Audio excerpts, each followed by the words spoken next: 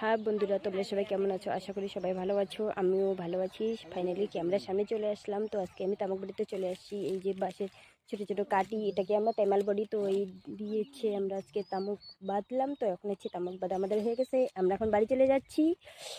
তো এখন তামুক গোছাচ্ছি, দেখো। চলো চলো চলো চলো, তামুক খাঁচার মধ্যে নিয়ে নিয়েছি। তামাক নিয়ে এখন বাড়ি চলে যাচ্ছি। চলো মনি, চলো চলো চলো, বাড়ি চলো বাড়ি চলো বাড়ি চলো, আমাদের তামাক বাঁধা হয়ে গেছে। চলো এখন বাড়ি যাবো।